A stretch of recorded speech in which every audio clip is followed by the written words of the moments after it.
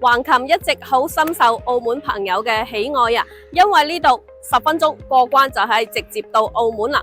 今日嚟睇一套成個橫琴島最細面積在售嘅住宅啊，咁咧最細積嘅400零尺 ，total 200幾萬，首期40萬就可以上車啦。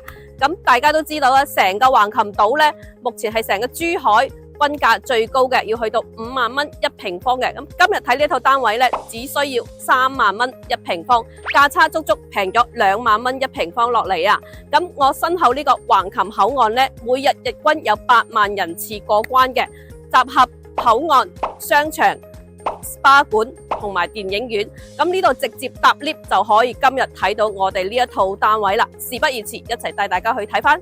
成個商場一共係4層，咁我現在嘅位置咧就喺我哋4樓，成個4樓咧都係美食街嚟嘅，有泰國菜啦、湘菜、粵菜，包括我哋嘅壽司啊、牛肉啊咁樣，呢度一應俱全嘅。成個商場咧有 SPA 館啦、美髮、美容、電影院呢啲全部都可以滿足晒你吃喝玩樂，落樓就可以享受翻啦。OK， 我哋而家上到20樓示範單位，先帶大家睇呢一套最細積嘅54平方到60平方嘅。咁呢一個係做咗1房，同時都係我哋交樓標準嚟嘅。見到3合1嘅子母門都係我哋嘅交標啦。咁廚房咧做咗開放式嘅，抽油煙機同埋我哋西門子嘅電磁爐。同埋成排嘅櫃都係我哋嘅交樓標準，交樓標準係唔差嘅。咁我哋見翻入嚟就係洗手間乾濕分離嘅，50平方嚟講咧，空間都係比較大嘅。出嚟咧又預留咗一個雙開門嘅冰箱位嘅。咁呢一排櫃咧都唔係我哋交樓標準嚟嘅啊，交樓呢度係冇嘅。咁咧又做咗中央空調預留俾大家。咁呢度咧就可以呢度 set 翻一個我哋嘅梳化位啦。咁喺度休息下，咁呢邊咧就可以放翻個1.8米3邊落床位，空間都係 OK 嘅。咁對面望翻就係我哋嘅澳門啦，由我哋橫琴口岸直接搭 lift 就可以嚟到我哋呢一層住宅啦。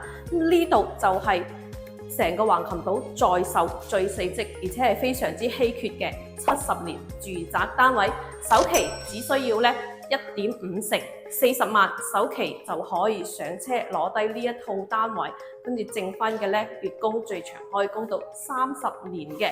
咁呢度嘅備案價咧，之前咧係去到5萬蚊一平方嘅，現時嘅單位咧就3萬蚊 ，total 咧呢一層咧就係200萬，首期40萬就可以攞低㗎啦。跟住接下嚟咧帶大家睇翻我哋另外一個戶型啊。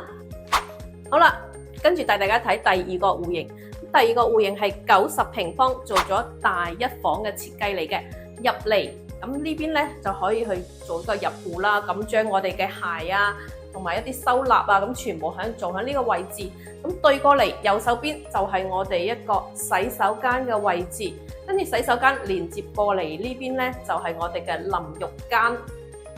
淋浴間一出嚟咧，咁喺呢邊就可以洗手。